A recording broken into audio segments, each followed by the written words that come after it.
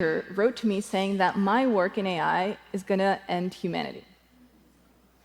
Now, I get it. AI, it's so hot right now.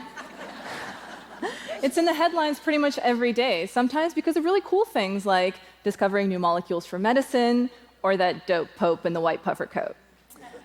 But other times the headlines have been really dark, like that chatbot telling that guy that he should divorce his wife, or that AI meal planner app proposing a crowd-pleasing recipe featuring chlorine gas.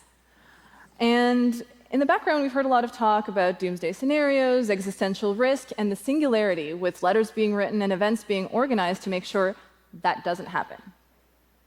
Now, I'm a researcher who studies AI's impacts on society. And I don't know what's going to happen in 10 or 20 years, and nobody really does. But what I do know is that there's some pretty nasty things going on right now, because AI doesn't exist in a vacuum. It is part of society, and it has impacts on people and the planet. AI models can contribute to climate change. Their training data uses art and books created by artists and authors without their consent, and its deployment can discriminate against entire communities. But we need to start tracking its impacts. We need to start being transparent and disclosing them and creating tools so that people understand AI better, so that hopefully future generations of AI model are going to be more trustworthy, sustainable, maybe less likely to kill us if that's what you're into.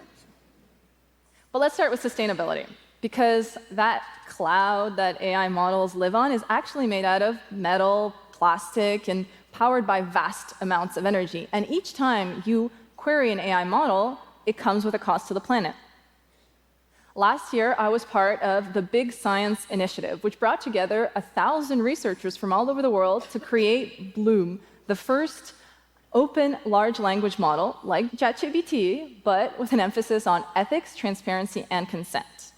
And the study I led that looked at Bloom's environmental impacts found that just training it used as much energy as 30 homes in a whole year, and emitted 25 tons of carbon dioxide, which is like driving your car 5 times around the planet, just so somebody can use this model to tell a knock-knock joke.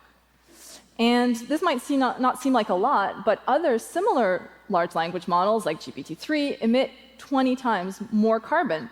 But the thing is, tech companies aren't measuring this stuff. They're not disclosing it, and so this is probably only the tip of the iceberg, even if it is a melting one.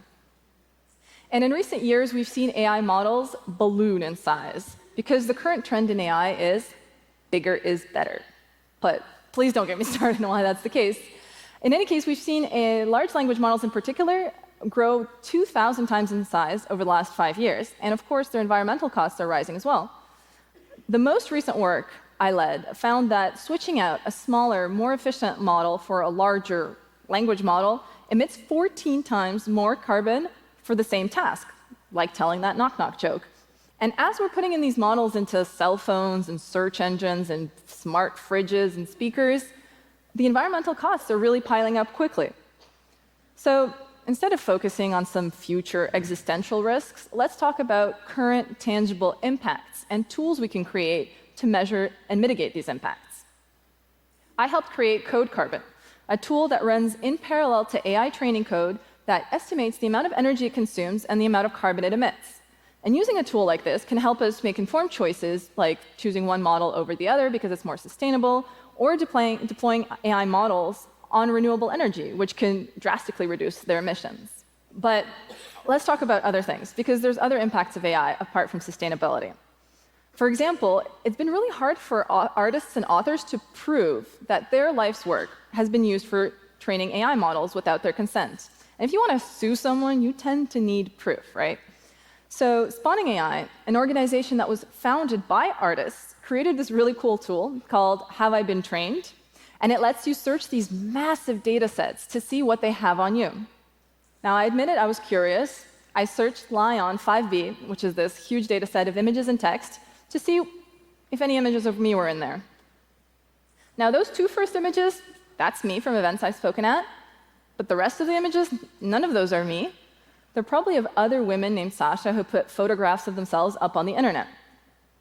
And this can probably explain why when I query an image generation model to generate a photograph of a woman named Sasha, more often than not, I get images of bikini models. Sometimes they have 2 arms, Sometimes they have 3 arms, but they rarely have any clothes on. And why it can be interesting for people like you and me to search these data sets, for artists like Carla Ortiz, this provides crucial evidence that her life's work, her artwork, was used for training AI models without her consent. And she and 2 artists used this as evidence to file a class action lawsuit against AI companies for copyright infringement. And most recently, Spawning AI partnered up with Hugging Face, the company where I work at, to create opt-in and opt-out mechanisms for creating these data sets. Because artwork created by humans shouldn't be an all-you-can-eat buffet for training AI language models.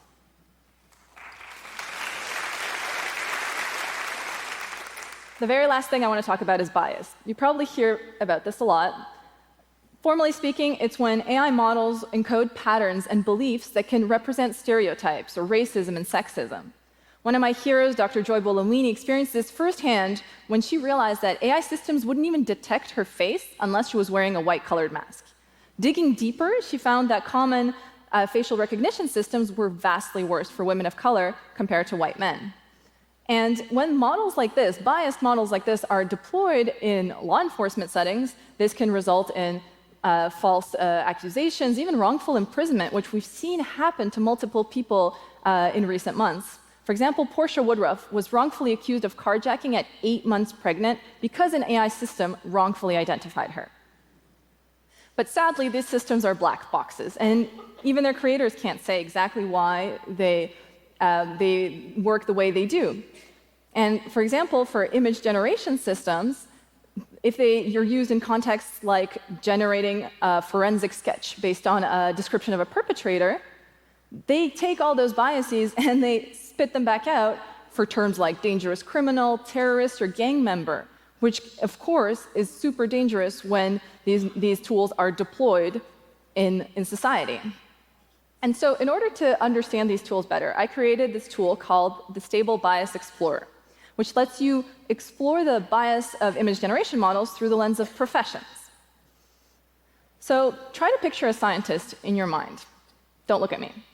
What do you see? A lot of the same thing, right? Men in glasses and lab coats, and none of them look like me. And the thing is that we looked at all these different image generation models and found a lot of the same thing. Significant representation of whiteness and masculinity across all 150 professions that we looked at. Even if compared to the real world, the US Labor Bureau of Statistics, these models show lawyers as men and CEOs as men almost 100% of the time, even though we all know not all of them are white and male. And sadly, my tool hasn't been used to write legislation yet. But I recently presented it at a UN event about gender bias as an example of how we can make tools for people from all walks of life, even those who don't know how to code, to engage with and better understand AI, because we use professions, but you can use any terms that are of interest to you. And as these models are being deployed, are being woven into the very fabric of our societies, our cell phones, our social media feeds, even our justice systems and our economies have AI in them. And it's really important that AI stays accessible so that we know both how it works and when it doesn't work. And there's no single solution for really complex things like bias or copyright or climate change, but by creating tools to measure AI's impacts, we can start getting an idea of how bad they are and start addressing them as we go. Start creating guardrails to protect society and the planet. And once we have this information, companies can use it in order to say, okay, we're going to choose this model because it's more sustainable, this model because it respects copyright. Legislators who really need information to write laws can use these tools to develop new regulation mechanisms or governance for AI as it gets deployed into society. And users like you and me can use this information to choose AI models that we can trust, not to misrepresent us and not to misuse our data. But what did I reply to that email that said that my work is going to destroy humanity? I said that focusing on AI's future existential risks is a distraction from its current very tangible impacts and the